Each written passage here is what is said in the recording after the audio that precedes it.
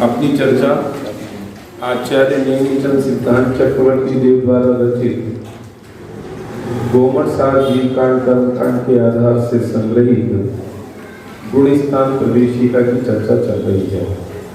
कल अपनी 6वें गुणस्थान की चर्चा पूर्ण हो गई थी। 7वें गुणस्थान की अभी अपन ने एक गाथा को पढ़ा था, है ना? एक को ही पढ़ा था ना, दूसरी गाथा नहीं पढ़ पाए थे। देखो, जो 7वें गुणस्थान की चर्चा है, 6वें गुणस्थान मैंने बताया था, 6वां गुणस्थान गिरते हुए होता है, चढ़ते हुए नहीं होता है। कोई भी जीव पहले 7वें गुणस्थान में जाता है, फिर 6वें गुणस्थान में आता है। दूसरी बात, जो 6वें गुणस्थान की चर्चा है, 6वां गुणस्थान होता ही भावलिंगी संतों के लिए। ध्यान से सुनना बेटा, बच्चे बात नहीं, बिल्कुल ध्यान से सुनना। 6वां गुणस्थान होता ही भावलिंगी संतों का है। यहाँ ये शर्त बिल्कुल अनिवार्य है कि पहले द्रव्यलिंग होता है, फिर भावलिंग होता है। द्रव्यलिंग पूर्वक ही भावलिंग होता है, लेकिन ये अनिवार्य नहीं है कि जो बाहर में मुनि बन गया हो, 28 मूल गुणों का निरतिचार पालन करता हो, उसके अंदर में 3 कसाय चौकड़ी का अभाव हो ही हो। माने द्रव्यलिंगी तो हो सकता है, द्रव्यलिंगी ही भावलिंगी होगा, ये बात तो पक्की है, लेकिन द्रव्यलिंग से द्रव्यलिंग वाला भावलिंगी भी हो, ये होना अनिवार्य नहीं है। ठीक है, क्योंकि अगर ऐसा होना अनिवार्य होता तो जो शास्त्रों में अपन चर्चा पढ़ते हैं, मुनिव्रत धार अनंत बार विवक उपजायो, पे निज आत्म ज्ञान बिना सुख लेश न पायो, ये चर्चा तो नहीं आती आगम के अंदर। ठीक है कि नहीं? कि क्या चर्चा है गौरव भाई? कि मैं अनंत बार मुनि बना। कौन? मैं अनादि से आज तक 4 गति 84 लाख योनियों में परिभ्रमण करते हुए मैं अनंत बार मुनि बना, और मेरे कमंडल पीछे का ढेर लगाया जाए तो सुमेरु पर्वत जितना ऊंचा वो ढेर बन जाए। मेरे माता पिताओं ने इतने आंसू बहाए हैं कि अगर उन आंसुओं को इकट्ठा किया जाए तो एक विशाल स्वयंभू समुद्र जैसा समुद्र खड़ा हो जाए, तो भी मेरे को मुक्ति की प्राप्ति नहीं हुई। क्यों? पे निज आत्म ज्ञान बिना, माने अपनी आत्मा के ज्ञान के बिना मुझे सुख की रंच मात्र भी प्राप्ति नहीं हुई। तो इसका मतलब ये है कि द्रव्यलिंग तो होना ही चाहिए, लेकिन द्रव्यलिंग के साथ साथ भावलिंग होना अनिवार्य है, तब वह 6वें गुणस्थानवर्ती मुनिराज कहलाएंगे। एक बात। दूसरी बात, कई बार ये शंका आती है कि हम मुनिराज की पहचान कैसे करें कि द्रव्यलिंगी है कि भावलिंगी? तो स्पष्ट बात है कि बाहर में उनके 28 मूल गुणों का पालन दिखना चाहिए। तो जिनके 28 मूल गुणों का पालन नहीं है तो उनके साथ उनका क्या? कि देखो, शास्त्र में 2 ही प्रकार के मुनिराज बताए हैं, एक द्रव्यलिंगी और एक भावलिंगी। तीसरे प्रकार के मुनिराजों की चर्चा तो शास्त्रों में नहीं आती है, आती हो तो वो आप हमारे को भी ला करके दिखा देना। दूसरी बात, आप कहेंगे आपने तो 3 बताए थे, मैंने वहां द्रव्यलिंगी के 2 भेद करे थे, एक मिथ्या दृष्टि द्रव्यलिंगी और एक सम्यक दृष्टि भी द्रव्यलिंगी होते हैं। अगर उनके अंदर में 3 कसाय चौकड़ी का अभाव ना हो, 5वां अथवा 4था गुणस्थान हो, तो वो भी द्रव्यलिंगी की श्रेणी में आते हैं। ध्यान से सुनना,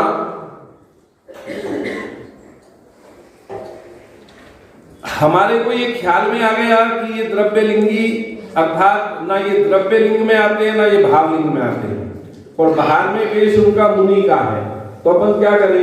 शैल वाला क्या करें? भाभी जी क्या करें? कि देखो, मैंने उस दिन भी कहा था, आज फिर रिपीट करता हूं, है? नहीं, मैंने ये नहीं कहा था, ध्यान से सुनना, नहीं कहा था, मेरे को पता है अर्थ क्या निकालोगे आप लोग। मैंने ये कहा था, ध्यान से सुनो, कि अपने को निंदा तो किसी भी जीव की करने का अधिकार ही नहीं है, तो निंदा तो नहीं करनी है। अपन उनको नहीं माने, क्योंकि आगम में तो दो ही प्रकार के मुनिराजों की चर्चा है, तो तीसरे प्रकार के मुनिराज की चर्चा तो आई नहीं है, तो अपन उनके पास नहीं जाना। ठीक है, ठीक है ना, समझ में आई बात? ध्यान से सुनना।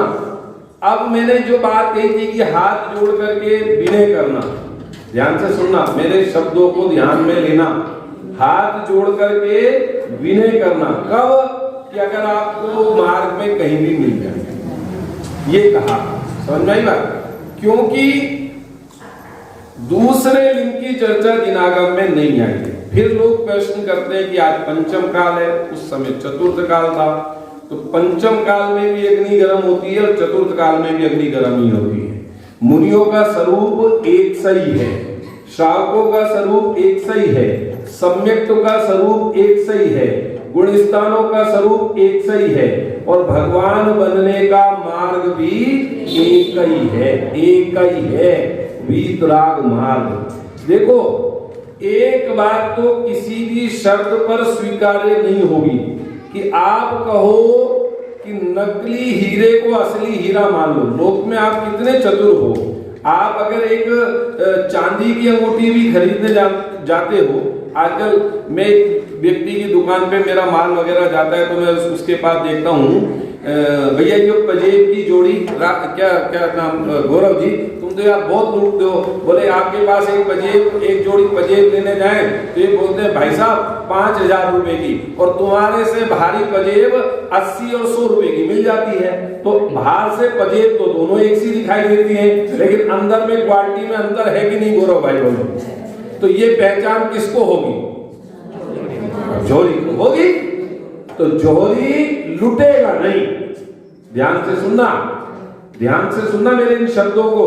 जोहरी लूटता नहीं है,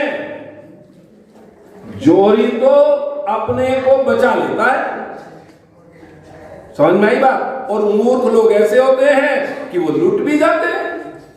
अब एक पजेब में अभी आपको दिखाऊं 125 रुपए की, वो एग्जाम्पल में यहां ला करके दिखा देता है, गौरव भाई से भी मंगा लेना, और बाद में मैंने मिक्स करके मैंने कहा तुम्हारी तो पजेब ये ले लेंगे कि नहीं। ये जानते हैं कि चांदी की कौन सी होती है और बिलट की कौन सी होती है, बाहर से दोनों सफेद ही दिखती है। समझ में आ रही बात? ध्यान से सुनना। लेकिन बाहर से दोनों एक दिखने पर भी एक नहीं है, उनकी कीमत भी एक नहीं है।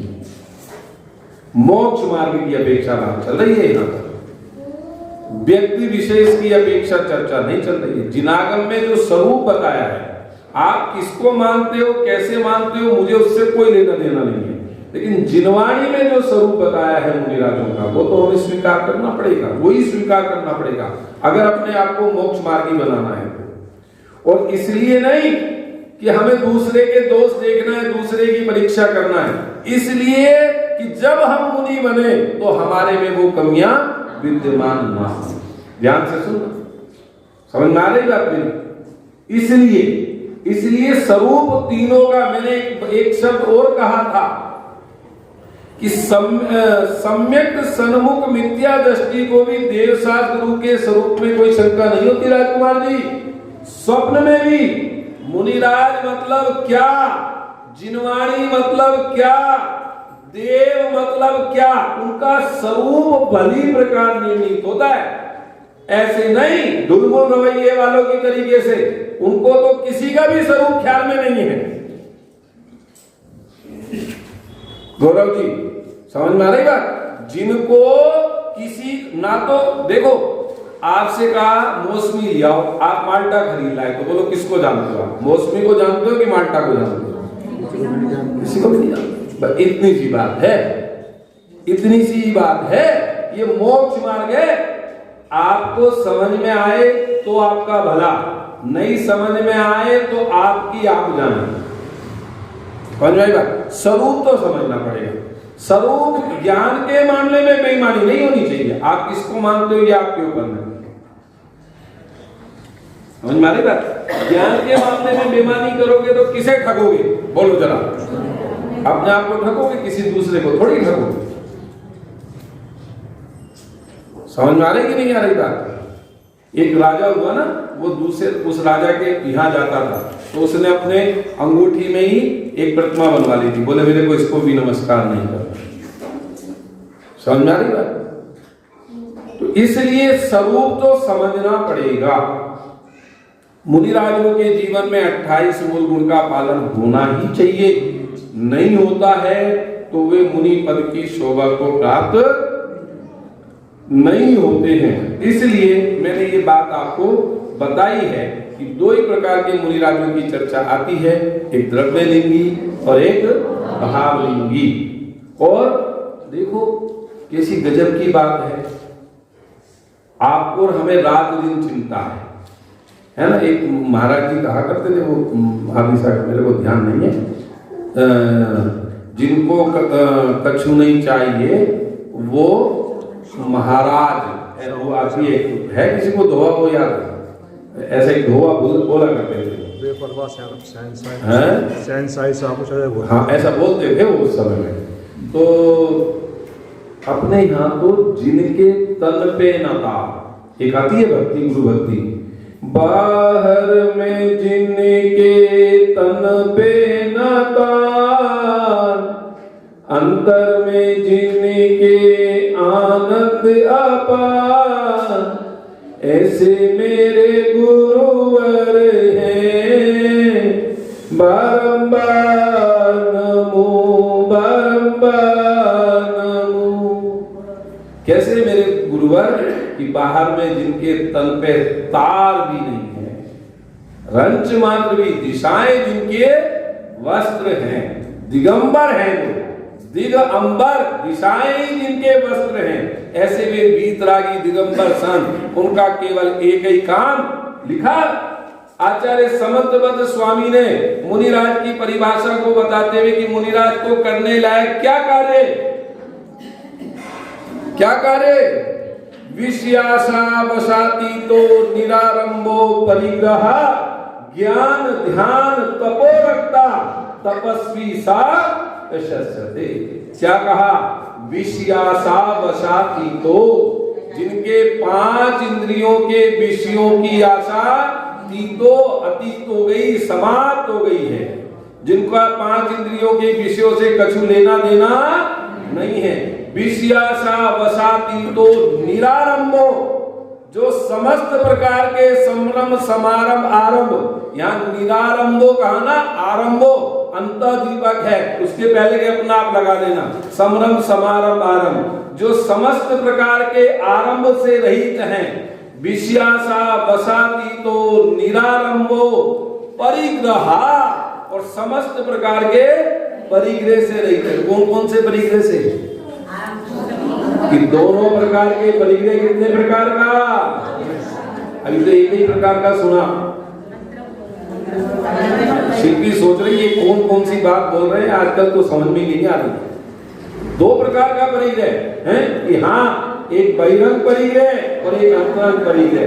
बहिरंग परिग्रह तो रुपया पैसा मकान जमीन जायदाद आता है ना, वो दास दासी बर्तन भंडार गाय भैंस, ये बहिरंग परिग्रह। और अंतरंग कौन सा, मिथ्या क्रोध मान माया लोभ हास्य रति अरति शोक वेद जुगुप्सा स्त्री वेद और पुरुष वेद, 14 प्रकार का अंतरंग और 10 प्रकार का बहिरंग परिग्रह से जो रहित होते हैं मुनिराज। एक गाथा आई आचार्य भगवान की, मिथ्यात्व का परित्याग करे हो नग्न पहले भाव से, आज्ञा यही जिन देव की फिर नग्नि होवे द्रव्य से। पहले नंबर से अंतरंग से नग्न होना है, और अंतरंग की नग्नता कैसे, मिथ्यात्व के त्याग पूर्वक अंतर की नग्नता होती है। समझ में आई बात? जब तक मिथ्यात्व नहीं छूटे तो अंतरंग से नग्नता नहीं हुई, और जब अंतरंग की नग्नता नहीं होती और बाहर का स्वरूप ख्याल में नहीं होता है, स्वरूप की महिमा नहीं आती है, आत्मा की खबर नहीं होती है, तो फिर वह जीव बाहर के प्रपंचों में जुट जाता है और वास्तविक मुनि धर्म को भूल जाता है। समझ में आ रही बात? देखो आपको अभी लॉकडाउन चला ना, लॉकडाउन चला था ना, तो घर में ही बंद रहे थे। अब कहीं बाहर आना जाना तो खाना, तो आप लोगों ने क्या काम करा कि बोले हम लोगों ने नए नए व्यंजन बनाए, नए नए काम करे, है ना। इनमें से बताओ किसी ने ये भी करा क्या हमने 5 या 10 ग्रंथों का अध्ययन पूरा किया? पूरे के पूरे लॉकडाउन के दौरान किसी ने 2 प्रवचन भी घर पर सुने हो? इतने ऑडियो वीडियो सारे के सारे माध्यमों से प्रवचनों का प्रचार प्रसार हो रहा था कि नहीं सुना? ध्यान से सुना। घर में बंद रह करके एक स्थान पर रहना, समझना कितना कठिन कार्य है। पता है, ज्ञानी को एकांत स्वर्ग लगता है गौरव भाई, और अज्ञानी को एकांत नरक लगता है। अज्ञानी का मन भीड़ भड़के में लगता है और ज्ञानी का मन एकांत में रहता है। क्यों? क्योंकि ज्ञानी को ज्ञान निधि मिली ना। नहीं यही बात समझ में? जो निधि पाकर निज वतन में गुप्त रह जन भोग दे, त्यों ज्ञानी जन भी ज्ञान निधि पर संग तज के भोग दे। आपने कभी विचार भी किया कि नहीं किया? क्या है का विचार कि ये जो चर्चा आती है शास्त्रों में कि मुनिराज गर्मी के ऊपर पर्वत के ऊपर, सर्दी में नदी के किनारे और बरसात में वृक्ष के नीचे, ऐसा क्यों?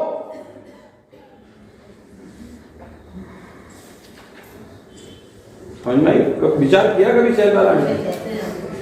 इतनी फुर्सत ही नहीं है भाई साहब, हमारे पास 24 घंटे का वर्क है।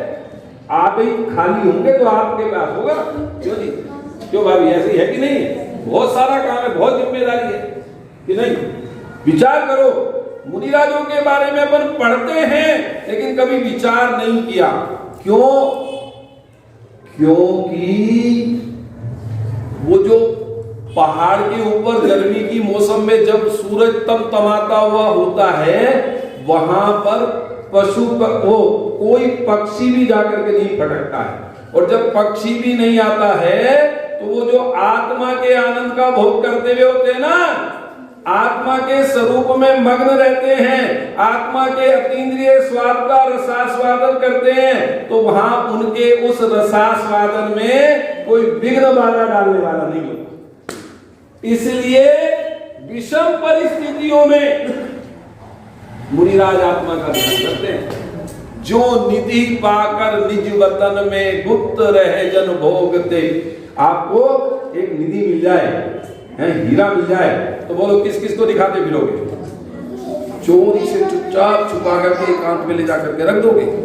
ऐसे मुनिराज को आत्मा रूपी निधि मिली है, वो उसे एकांत में जाकर के भोगते हैं, जिसमें किसी का भी कोई दखल ना हो, किसी का भी कोई व्यवधान पैदा ना कर सके। इसलिए मुनिराज जब अपने स्वरूप की साधना और आराधना में उग्र होते हैं तो उनके जीवन में अप्रमत्त दशा प्रकट हो जाती है, अर्थात 7वां गुण स्थान प्रकट हो जाता है। कौन सा? 7वां गुण स्थान। क्यों? हम कहा, देखो सुनना जरा एक बात हो, हमारे को क्या लगता है कि हमारे को लगता है सुख बाहर में है, तो हम कहां की ओर दौड़ते हैं? बाहर की ओर दौड़ते हैं। ध्यान से सुनना बात। क्या कहा भाभी जी? शहजादा आंटी, है ना? समझ में आ रही? हमारे को क्या लगता है? सुख बाहर में है, तो हम कहां की ओर दौड़ते हैं? बाहर की ओर दौड़ते हैं। और मुनिराजों को सुख कहां लगता है? आत्मा में, तो वे आत्मा की ओर दौड़ते हैं। दोनों का 36 का आंकड़ा है। संसार मार्गी बाहर की ओर दौड़ता है और आत्मार्थी अंदर की ओर दौड़ता है। समझ में आई बात की नहीं आई? संसार मार्गी बाहर की ओर और आत्मार्थी आत्मा की ओर। दोनों के निर्णय में अंतर हुआ ना। कैसे निर्णय में अंतर हुआ? कि हमने ये माना कि सुख बाहर से मिलता है, इसलिए हम बाहर के संसाधनों को जुटाने में लगे रहते हैं। गर्मी लगी, अब ये पंखे के लिए क्या करना कि बिजली का कनेक्शन लेना, बिजली के कनेक्ट लाइट भाग जाए तो क्या करना, इन्वर्टर लगाना, इन्वर्टर भी काम नहीं करे तो सौर ऊर्जा लगाना, सौर ऊर्जा भी काम नहीं करे तो जनरेटर लगाना। अब वो इतनी सारी व्यवस्थाओं को जुटाने के लिए धन संग्रहित करना, धन संग्रहित करने के लिए व्यापार करना, और व्यापार करने के लिए सब प्रकार के कार्य करना। मतलब समझ गए ना बात? अपन क्या क्या करते हैं, समझ में गए? ये अपन तो बाहर की ओर दौड़ते हैं। अब मुनिराज को नक्की हो गया कि सुख बाहर में तो है नहीं, ठीक है, समझ में आई बात? सुख काय में है? अपनी आत्मा में। तो वे सारा पुरुषार्थ काय में जाने का करते हैं, और जब आत्मा में लीन हो जाते हैं तो बस आनंद ही आनंद उनको वर्तता है, फिर उन्हें किसी की जरूरत नहीं है। बोलो, है जरूरत आत्मा के लिए? आत्मा में जाने के लिए बोलो किसकी जरूरत है? किसी की जरूरत है कि नहीं? किसी की जरूरत नहीं। अतीन्द्रिय, तो वो गुण स्थान कहलाता है सातवा, जिसका नाम है अपरमत विरत, अर्थात प्रमाद दशा से रहित बीत राग रूप परिणाम को अपरमत विरत गुण स्थान कहते हैं। देखिए आचार्य नेमिचंद भगवान ने जीव कांड गाथा नंबर 45 में क्या परिभाषा दी है, ये तो पढ़ ली थी वैसे, फिर भी पढ़ लेते हैं।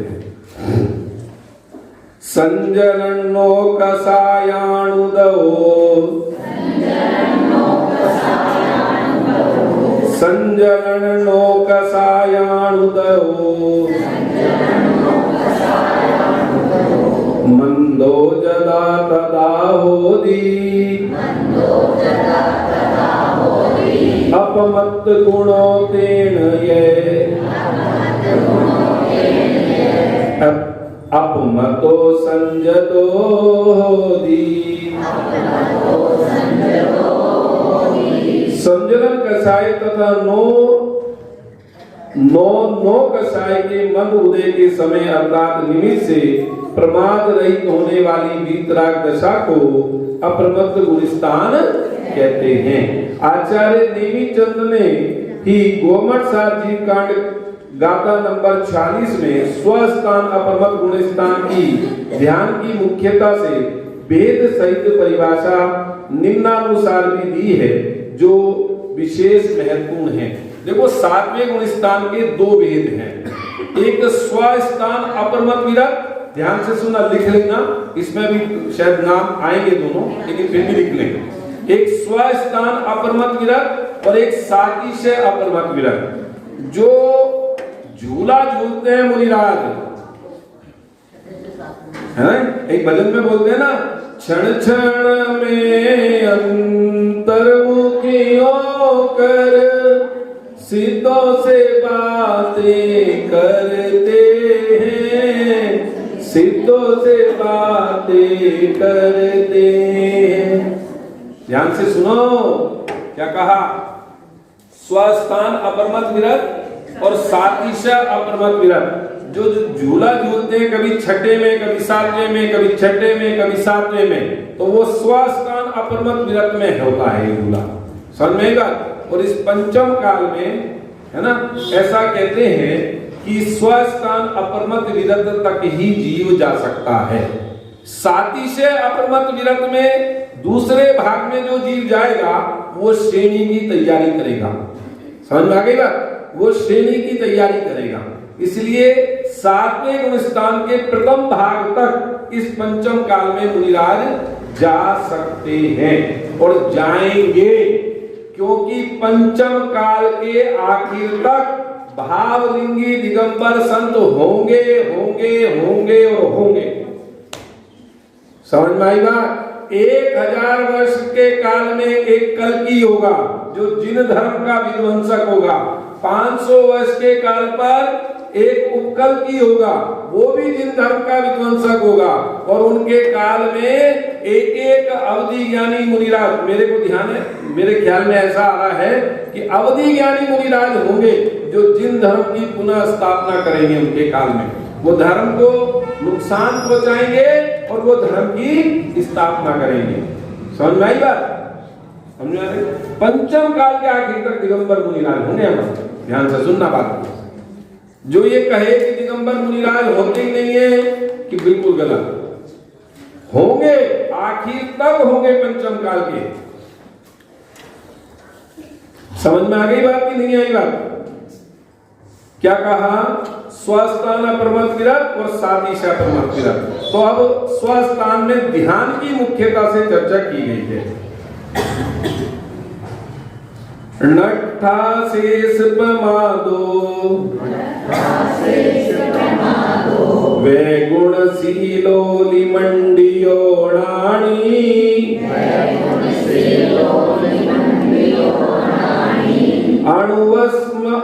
अणुवस्मो अखवो जाननी लीनो अपमतो। देखो प्राकृत का मुझे भी कम अभ्यास है, मैं भी आपके साथ साथ अपने आप भी पढ़ करके बार बार उच्चारण करता हूँ, आप भी करोगे तो बहुत आनंद आएगा। लेकिन अगर अपन इसको प्राकृत को सीखेंगे, है ना, तो बहुत मजा आएगा। बहुत सरल है, अर्थ से समझा जा सकता है।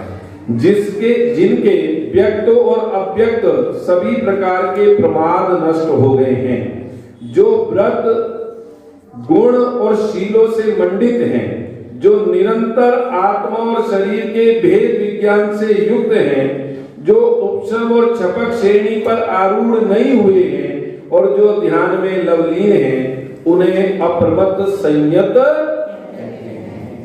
बात काय में लीन है? ध्यान में।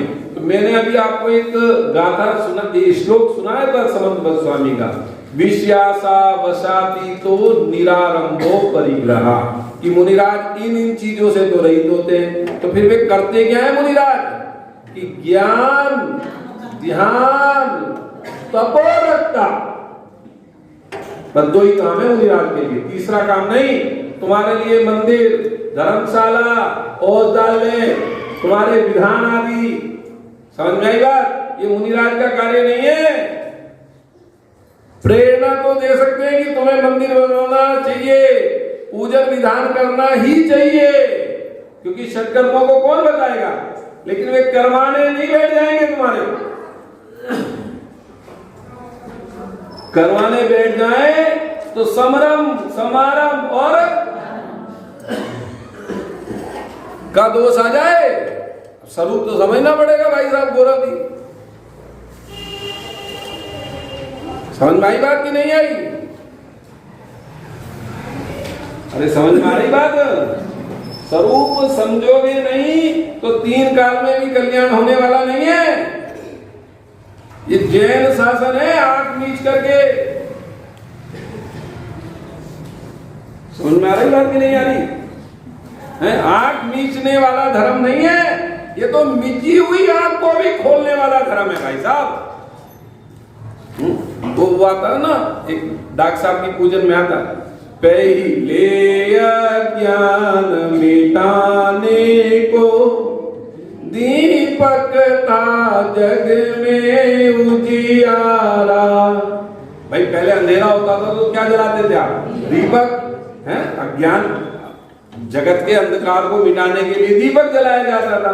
उससे न हुआ फिर युग, उससे न हुआ कुछ फिर युग ने बिजली का बल्ब जला डाला। तो हुआ क्या? हुआ तो कुछ भी नहीं।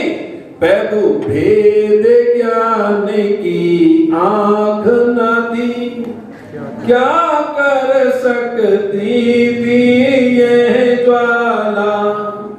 यह ज्ञान है कि ज्ञान कहो, तुमको भी दीप दिखा डाला। अच्छा एक बात तो बताओ, भगवान वो दीपक हम किसको दिखाते हैं? बोलो बोलो बोलो बोलो जी, ऋषभ जी की मम्मी दीपक दिखाते हैं ना, दीपक जलाते कि नहीं? वो किसके लिए जलाते हैं ये तो बताओ? हैं? अपनी आत्मा के लिए। दीपक जलाने से आत्मा का क्या काम हो जाएगा? हैं? अरे अब उत्तर तो दो भैया। हैं? अरे एक देखो, सब बोलोगे तो नहीं समझ में आएगा। एक जना बोलो जी, कौन बोल रहा? हाँ बोलो अम्मा जी। अच्छा, तो दीपक के जलने से तो देखो, दीपक तो प्रकाश थोड़ा सा ही करता है, ठीक है ना? मरकरी लाइट जला दी जाए तो फिर तो मोह रूपी अंधकार पूरा ही नाश हो जाएगा। क्यों? कमाल की बात कर रहे हो। इतने से दीपक की लो से तो आपका कौन सा अंधकार, कौन सा? मोह रूपी अंधकार। वो दीपक से मोह रूपी अंधकार नाश होगा। मोह रूपी अंधकार जिनवाणी के पढ़ने से नाश होगा। अब मान करके बैठ गए कि दीपक की उज्जला सी लो से मोह रूपी अंधकार नाश हो जाए। और हम तो आपकी बात का समर्थन कर रहे हैं कि दीपक की उस लो से मोह रूपी अंधकार नाश होगा। तो दीपक की लो तो भैया बहुत जरा सी है, आपके पास कोई ला करके ना एक आपके फेस पर ही बिल्कुल डायरेक्ट, है ना, 1000 वाट की मरकरी लाइट लगाई जाए तो फिर तो पूरा ही अंधकार नाश हो जाएगा कि नहीं हो जाएगा? कि भैया कैसी बात कर रहे हो? फिर तो सब कुछ ही बोलो बोलो जी, बोलो नारे बात की नहीं है। दीपक की लो से बाहर का अंधकार, तो बाहर का अंधकार कोई बल्ब से भी हो रहा है? वो केवल ज्ञान का प्रतीक रूप है। समझो, ज्ञान का प्रतीक रूप है। क्या प्रतीक रूप है जय भगवान की? ज्ञान का प्रतीक रूप, ये बल्ब रोशनी कम ज्ञान का प्रतीक रूप है। नहीं, अच्छा उससे मतलब नहीं है। लॉजिक सतर्क दो तो तुम्हारा लॉजिक हमारी समझ में आ जाए कि हम तो आपकी बात मान रहे हैं, अच्छी बात है। हम ना समर्थन कर रहे हैं ना खंडन कर रहे हैं, लेकिन लॉजिक तो आपका मजबूत होना चाहिए। कोई कहता है ज्ञान प्रतीक, तो फिर वो जो रखते हो आप उसमें थाली में दीपक गीले करके, गोले की चटक, वो क्या है? वो भी इसी स्वरूप है। वो भी इसी स्वरूप है। माने ये भी इसी स्वरूप है, ये भी इसी स्वरूप है, ये भी इसी स्वरूप है। ऐसा कैसे? हाँ जी, बोलो बोलो बोलो। नहीं, कमाल की बात है। मैं तो आपसे पूछ रहा हूं कि आपके पास उसका सलॉजिक उत्तर होना चाहिए। आप कोई भी क्रिया करते हो, आपको ये तो पता होना चाहिए कि आप ये कर क्यों रहे हो, क्यों चल रहा है। मनाए अभी सुनो पूरी बात। आपने तो बताया ना कि ज्ञान का प्रतीक है, कैसे? फिर तो ये ज्ञान का प्रतीक नहीं है। मंदिर में ज्ञान का प्रतीक, ये बल्ब ट्यूब जल रही है तो ये ज्ञान का प्रतीक नहीं है। रोशनी है। अब ये सब कुतर्क हैं आपके। चक्कर तो ये है, हमारे को कुतर्क करने की प्रवृत्ति है ना, लेकिन सुतर्क से उत्तर दो ना। अब अज्ञान मोह रूपी अंधकार को मेटेगा कौन, ये बता दो आपको मेरे को। पहले भी कौन मेटता था और आज भी कौन मेटता है? पहले भी अज्ञान रूपी अंधकार को जिनेंद्र भगवान की वाणी रूपी दीपक ही मेटता था, और आज भी अगर कोई मेटने में समर्थ है अज्ञान रूपी अंधकार को, तो जिनेंद्र भगवान के वचन रूपी दीपक ही अज्ञान रूपी अंधकार को मेट सकते हैं।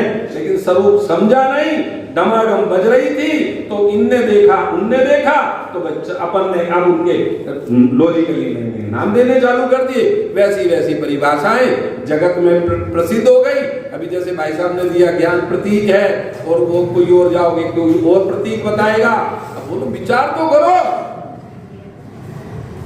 बिना विचारे।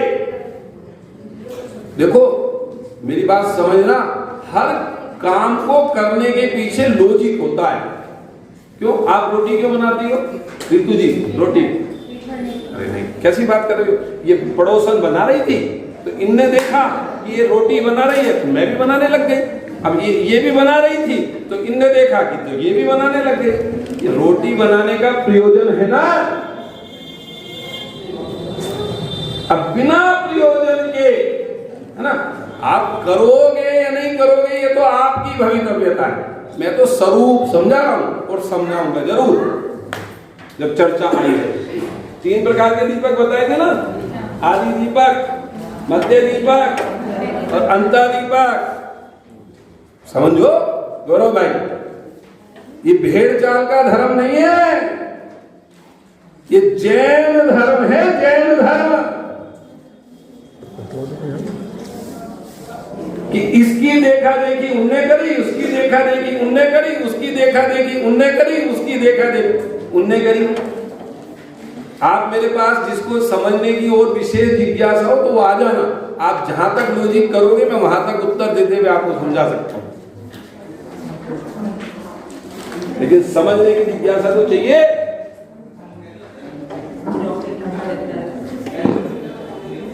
हाँ जी, अब देखो, अब वो पूजाओं का जो लॉजिक है ना वो बहुत लंबा है। अब उसमें अगर आप जाओगे, अच्छा एक बात बताओ, पूजने किसने बनाई? पूजन जिनवाणी है कि जनवाणी? भट्टारक में बनाई हुई है, जनवाणी है जी। भट्टारक में बनाई हुई है पूजा सारी। हमने आपसे ये पूछा किसने बनाई पूजा, जिनवाणी है कि जनवाणी? ये बताओ बस। आप जाके मतलब सब लोग जानकार हो, सब बुद्धिमान ज्ञानी लोग बैठे हैं। जनवाणी है। हैं? मैं नहीं कह रहा, आप लोग कह रहे हो। कल को नहीं क्या होगा, कल बेन भैया कह रहे थे कि पूजने जनवाणी है, जिनवाणी नहीं। क्यों शक्ति जी? बोलो जी शक्ति जी, समझ में आ रही बात क्या है? जनवाणी है, हैं? अरे अब आप देवों की पूजा पे पहुंच गई। अभी तो मैं ये जो जिनवाणी, लाल जिनवाणी तो जानते हो कि नहीं? हैं? वाह, ये देखो देखो जय भगवान जी भाई साहब, देखो समझो, जैसे आप लॉजिक पे लॉजिक देते हो ना, उन्होंने भी बढ़िया लॉजिक दिया।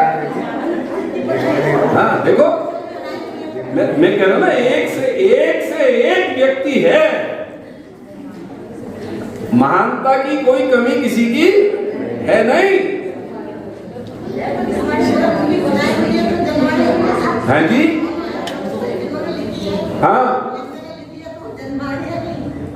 अच्छा, जिनवाणी किसे कहते हैं पहले तो आप ये बताओ, इसका मतलब आपको जिनवाणी की परिभाषा नहीं पता है।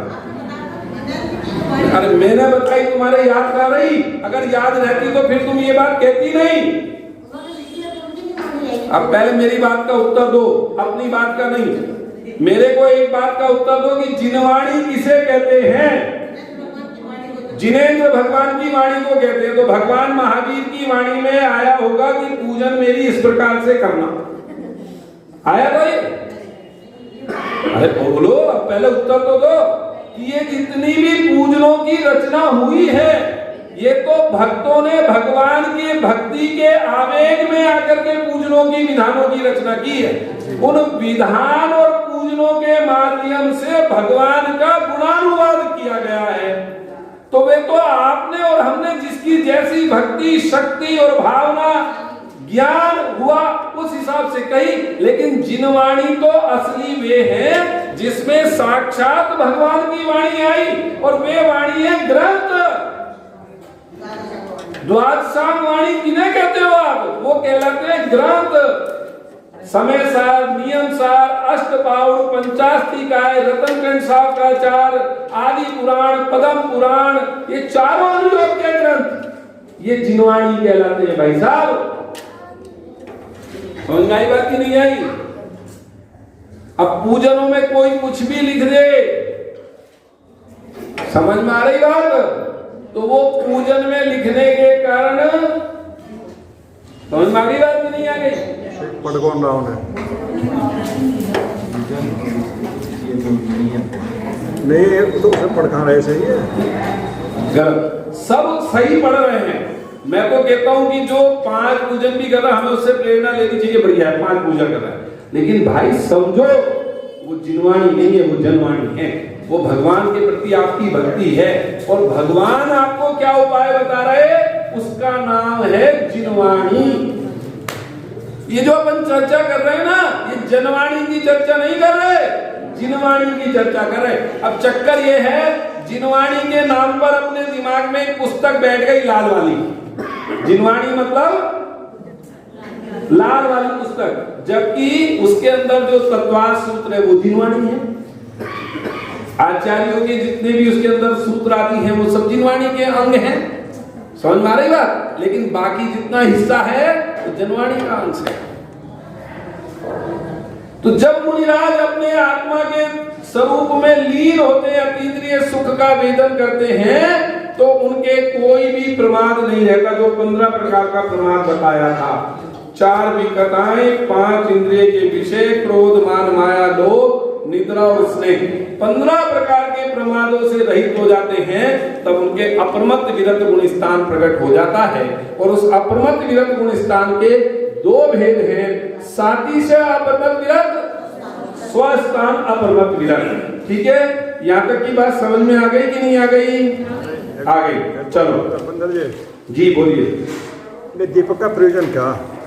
अब ये प्रयोजन आप मेरे से बाद में आकर के पूछना, सब समझाएंगे आप। पता सबको लग गया ना? नहीं, आपको पता लग जाएगी तो सबको चल जाएगी, टेंशन ना लो। मैंने बता दिया, आप समझ लो। अभी भाई साहब को बड़ी जिज्ञासा है तो मैं आपको बता देता हूँ। अब प्रयोजन ढूंढना आप, मैंने आपसे पूछा, मेरे प्रश्न का उत्तर किसी ने भी सही उत्तर नहीं दिया। अभी मैं पढ़ तो रहा हूं ना पंक्ति, पहले अज्ञान मिटाने को दीपक था जग में उजियारा, उससे न हुआ कुछ तब युग ने बिजली का बल्ब जला डाला। प्रभु भेद ज्ञान की आँख न थी, क्या कर सकती थी यह ज्वाला। फिर एक प्रश्न है मेरा, क्योंकि मुझे विषय को आगे बढ़ाना है। ये बताओ, वो दीपक किसके अज्ञान रूपी अंदर की, वो दीपक किसके लिए जलाया गया है? भगवान के लिए कि अपने लिए? अपने लिए जलाया ना। तो आपको दीपक जलाने से आपके काहे का नाश हुआ? मुझे तो ये समझाओ आप।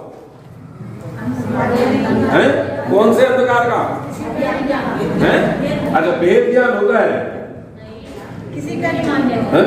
अब सोचो, उत्तर दो। भाई शाब्दिक अर्थ तो ये है, आरत कहते हैं गुणगान करने को, और आरती माने गुणगान करना भगवान का। सुनो सुनो, अब ये वो भी जैसे आप परिभाषा वो दे रहे थे ना, नई परिभाषा, कोई वाली बात आप कर रहे हो। सुनो भाई, एक सब सुनो, मेरे को उत्तर दो कि उस दीपक के जलने से किसके अंधकार, किसके लिए जला? आपने कहा हमने अपने लिए जलाया। सुनना जरा, किस लिए जलाया? अपने लिए, अज्ञान रूपी अंधकार। तो अज्ञान रूपी अंधकार दीपक के जलने से होता है? उत्तर दो जी। नहीं होता है। जिनवाणी का वचन है, अगर अज्ञान रूपी अंधकार दीपक के जलने से हो जाता तो जिनवाणी की आवश्यकता नहीं होती। अज्ञान रूपी अंधकार को मिटाने में अगर कोई समर्थ है तो वो केवल और केवल जिनेंद्र भगवान की वाणी है। ज्ञान से अब आप क्यों जलाते हो ये आप अपने मन से पूछना, मैं इस विषय पर नहीं जाना चाहता हूं। मेरे को जो बात आपको समझानी थी मैंने आपको समझा दी। बाकी आप विशिष्ट हो, सब अच्छे ज्ञानी हो, आप अपनी अपनी बुद्धि से समझना। और जिनको विशेष जिज्ञासा पे जिज्ञासा हो वो मेरे पास आधे घंटे का समय निकाल करके मेरे घर तक आना, मैं उसकी शंका का समाधान वहां पर करूंगा। बाकी मेरे प्रश्न का उत्तर आपके सबका यहाँ पर दे दिया है। चलिए, अपनी बात हो गई 7वें गुण स्थान अप्रमत्त विरत गुण स्थान की। यहाँ से जो मुनिराज होते हैं वे कौन कहाँ को जाते हैं कि 8वें की ओर गमन करते हैं। कौन? मुनिराज। ठीक है, अब देखो पेज नंबर निकालो 74। यहाँ पर क्या क्या होता है कि साथी से दो भेद बताए गए ना, स्वस्थान अप्रमत्त विरत और साथी से अप्रमत्त विरत। तो स्वस्थान अप्रमत्त विरत और 6वें गुण स्थान में तो मुनिराज झूलते रहते हैं, कभी 6ठा, कभी 7वां, कभी 6ठा, कभी 7वां। आपको पता है 3 प्रकार के परिणाम होते हैं। कौन कौन से? संक्लेश, विशुद्ध और शुद्ध बताए थे। 3 प्रकार के परिणाम होते हैं ना, संक्लेश, विशुद्ध और शुद्ध। आपको पता है संक्लेश मतलब पाप रूप परिणाम, विशुद्ध यानी पुण्य रूप परिणाम। एक परिणाम में जीव ज्यादा से ज्यादा 48 मिनट तक रह सकता है। समझ में आई बात? अंतर मूरत एक 48 मिनट में भी 2 समय कम। समझ में आई बात? शुभोपयोग भी करेगा तो 48 मिनट से 2 समय कम तक ही कर सकता है लगातार, और पाप भी करेगा तो 48 मिनट से 2 समय कम तक ही करेगा। हर अंतर मुहूर्त में शुभ से अशुभ में जाता है जी, और अशुभ से शुभ में जाता है। लेकिन यहाँ 6वें 7वें गुण स्थान वर्ती मुनिराज हर अंतर मुहूर्त के काल में कभी 6वें में, कभी 7वें में, कभी 6वें में, कभी 7वें में, इसको कहते हैं झूला झूलना। 6वें 7वें मुनिराज। अब बोलो, मैंने झूला झूलना कहा, अब झूले झूलने को ही आप परिभाषित करने लगो। अजय भाई साहब करो परिभाषित कि झूला झूलना करो जी पीछे। अब बोलो, आपने तो कहा झूला झूलना। झूला झूलने का मतलब ये भैया, कभी अपनी आत्मा में जाते हैं, कभी बाहर में आते हैं, कभी बाहर में आते हैं, कभी अपनी आत्मा में जाते हैं। तो बारंबार झूला, पता है झूला झूलना क्यों कहा? कभी झूला इधर जाता है, कभी इधर जाता है, कभी इधर जाता है, कभी इधर जाता है। ऐसे कभी मुनिराज 6वें में आते हैं, कभी 7वें में जाते हैं, कभी 6वें में आते हैं, कभी 7वें में जाते हैं। वहां ये जो झूला झूलने वाली बात कही जाती है, वो कही जाती है स्वस्थान अप्रमत विरत में। और साथ ही से अप्रमत विरत से मुनिराज श्रेणी मांडना प्रारंभ कर देते हैं। अब देखो, साथ ही से प्रमत विरत की कुछ विशेषताएं यहाँ बता रहे हैं, उनको बढ़ा करके आगे बढ़ूंगा बहुत तेजी से। समय समय प्रति अनंत गुणी विशुद्धि बढ़ती है। जो साथी से जो यानी श्रेणी मांडने के लिए आरूढ़ होने वाले हैं मुनिराज, उनके समय समय अनंत गुणी विशुद्धि बढ़ती है।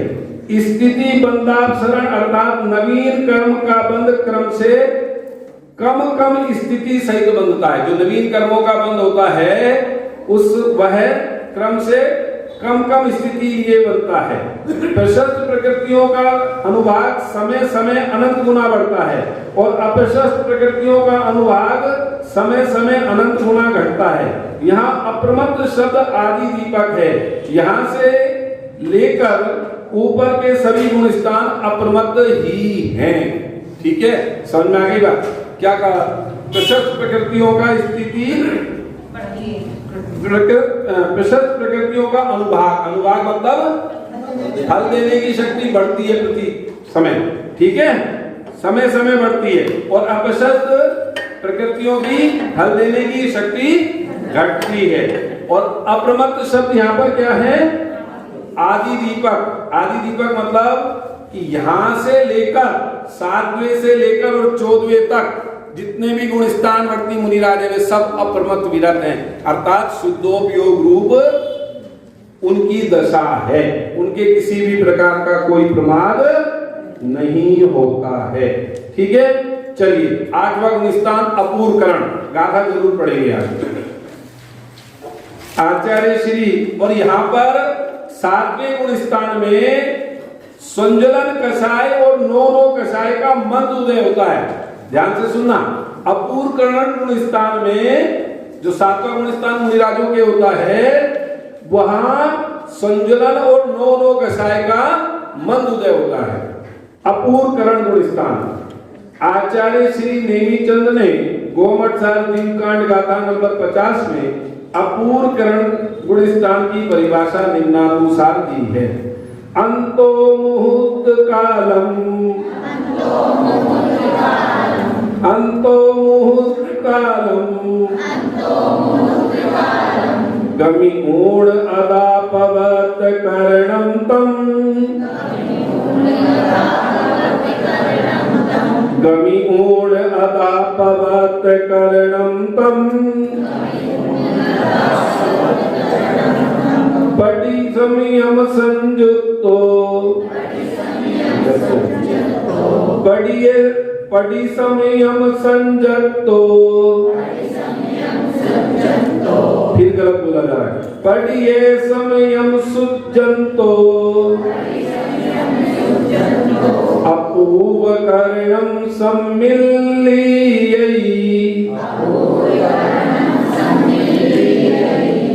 अधे प्रवृत्त करण संबंधी अंतर्मुहूर्त काल पूर्ण कर प्रति समय अनंत गुणी शुद्धि को प्राप्त हुए परिणामों को अपूर्व करण गुण स्थान कहते हैं। इसमें अनुकृष्टि रचना नहीं होती है। मैं ये चर्चाएं आपको नहीं बढ़ाऊंगा क्योंकि आप नहीं समझ पाओगे और फिर आपको विषय उत्कर्ष लगेगा। देखो अभी आगे पढ़ते हैं, अभी इसको सुनो।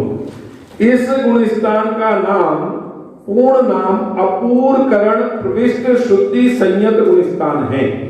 पूर्वोक्त चारित्र मोहिनी की 21 प्रकृतियों के अर्थात 4 अप्रत्याख्यानावरण, प्रत्याख्यानावरण, संजनन और 9 कषाय उपशम तथा 6 की अपेक्षा से इस गुण स्थान के भी उपशमक और छपक 2 भेद होते हैं। यहाँ से मुनिराज श्रेणी मानते हैं। एक श्रेणी का नाम है उपशम श्रेणी और एक श्रेणी का नाम है छपक श्रेणी।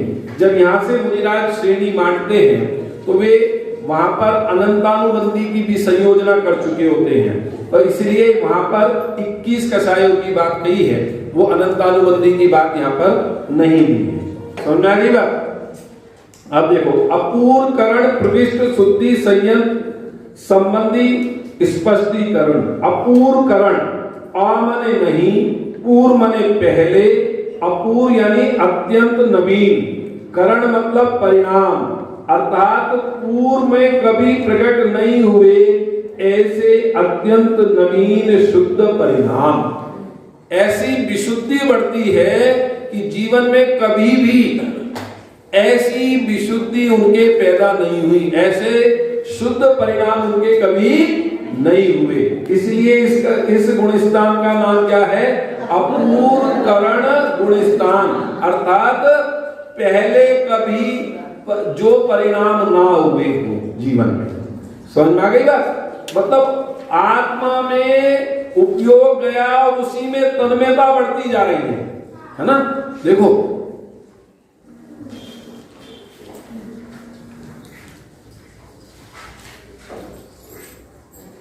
गर्मी से तपतपाया जेठ की भरी दोपहरी हो है और भरी दोपहरी में आप चल करके आए और एक एसी ऑफिस के बाहर खड़े हो जाए, समझना जरा सा, और नीचे को हल्की सी एसी की ठंडक आ रही हो तो उसके पास खड़े होकर के कितना अच्छा महसूस होता है। जरा सी वो ठंडक मिल रही है तो फिर क्या मन करता है? मैं एसी में रहने का समर्थन नहीं कर रहा हूं, एसी चलाने पर तो महापाप होता है सभी के, वो ध्यान रखना। वो चला रहे या नहीं चला रहे वो अपनी शक्ति और सामर्थ्य है, लेकिन मैं तो एक उदाहरण से अपनी बात समझाना चाहता हूँ, है ना? वो जरा सी ठंडक आती है तो वो कितनी अच्छी लगती है, तो फिर उस ठंडक में जरा सी देर बैठने का अवसर मिल जाए तो फिर तो बस निहाल से ही हो जाए। ऐसे ही मुनिराज बाहर में शुद्धोपयोग की भट्टी में जल रहे थे, है ना? और वो उस शुद्धोपयोग की भट्टी को छोड़ करके पहले तो 7वें गुण स्थान में पहुंचे, तो 7वें गुण स्थान में थोड़ी सी आत्मा के स्वरूप का अथवा आत्मा के सुख का वेदन हुआ थोड़े से समय के लिए, और फिर वह सुख की क्वांटिटी बढ़ी। क्वालिटी वही है, ध्यान रखना, जो सुख की क्वालिटी चतुर्थ गुण स्थान वर्ती को वेदन में आई थी, वही सुख की क्वालिटी यहाँ पर भले ही उसे अंश रूप में आई थी, एक क्षण मात्र के लिए आई थी, अब इनको यहाँ पर ज्यादा रूप में, प्रकृष्ट रूप में, विशेष रूप में अनुभूति में आ रही है। अब वो अपने स्वरूप में और विश्रांत हुए, अर्थात अतीन्द्रिय सुख का वेदन कर रहे हैं। अब वो सुख बढ़ रहा है मुनिराज का, समझ में आई बात? परिणामों में अनंत अनंत मुनि विशुद्धि विशुद्धि विशुद्धि बढ़ती जा रही है मुनिराज की। समझ में आ रही बात?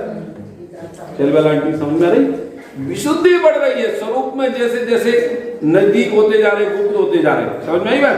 दिखा ना, पूर्व में कभी भी प्रकट नहीं हुए ऐसे अत्यंत नवीन शुद्ध परिणाम। प्रविष्ट मतलब प्राप्त, शुद्धि मतलब शुद्धोपयोग, संयत मतलब स्वरूप में सम्यक्त्या लीन। ठीक है, अब देखो विशेषता इस गुण स्थान की। इसमें ऊपर की ओर 9वें गुण स्थान में गमन होकर नीचे की ओर 7वें गुण स्थान में गमन होता है। विशेषता प्रति समय जीव की पर्याय में अनंत गुणी विशुद्धि होती है।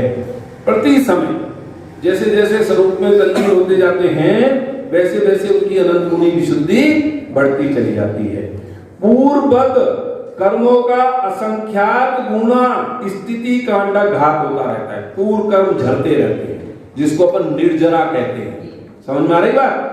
नवीन स्थिति बंद कर्म स्थिति अनुभाग वाला होता है और जो उनको नवीन कर्म की स्थिति अनुभाग भी बनता है वो बहुत कम होता है। ये कम है कर्म है जी, इस कम कम कम कम बनता है। ऐसा ना जो शेष कर्म है उनका तो आश्रम बंद चल रहा है ना, उनको बाकी के जो कर्म बचे हुए हैं उनको वृत्तिगत वीतराग परिणाम एवं कषाय की मंदता से पूर्ववत कर्मों का प्रति समय असंख्यात गुणा अनुभाग का कांडाघात होता है। देखो स्थिति कांडाघात भी होता है और अनुभाग कांडाघात भी होता है। जो पूर्व में कर्म बांध रखे थे, अब आप तो इतना सा समझ लो कि उनके परिणामों में विशुद्धि बढ़ रही है, अर्थात स्वरूप में न्यूनता बढ़ती जा रही है और पूर्व में जो कर्म उन्होंने बांधे थे उनका नाश होता जा रहा है। स्थिति अब बताऊंगा अभी तो ये समझ लो केवल सामान्य रूप में कि वो स्थिति भी उनकी फल देने की शक्ति भी घटती जा रही है पूर्ववर्ती कर्मों की और अनुभाग भी घटता जा रहा है। ठीक है, प्रति समय पूर्ववत कर्मों की गुण श्रेणी निर्जरा होती है। दोनों चीज कल बताऊंगा, ये कांडक भी और गुण श्रेणी निर्जरा भी आएगी। वैसे इसमें भी गुण संक्रमण अर्थात अनेक अशुभ प्रकृतियां शुभ में बदल जाती हैं। ये 10वें गुण स्थान पर्यंत चलता है।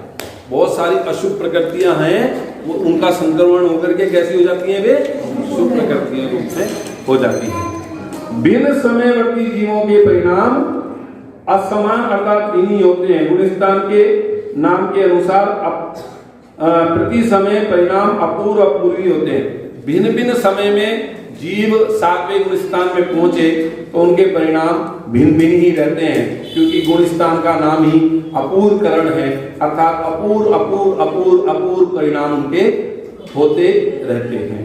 ठीक है, अब ये चर्चा समझ में बहुत कम आ रही होगी लेकिन फिर भी धैर्य पूर्वक सुनो। एक अर्थात समान समयवर्ती जीवों के परिणाम समान तथा असमान दोनों प्रकार के होते हैं। यहाँ उपशम श्रेणी वाले का चढ़ते समय पहले भाग में मरण नहीं होता, अन्य भागों में मरण होता है। उपशम श्रेणी से गिरते समय सभी भागों में मरण संभव है। क्षपक श्रेणी वाले का मरण नहीं होता परंतु 14वें गुण स्थान के अंत में निर्वाण ही होता है। देखो उपशम श्रेणी और क्षपक श्रेणी, उपशम श्रेणी वाले का यहाँ मरण हो सकता है। अगर उनका इस 8वें गुण स्थान में मरण होता है तो बिगड़े गति में उनका 4था गुण स्थान होता है।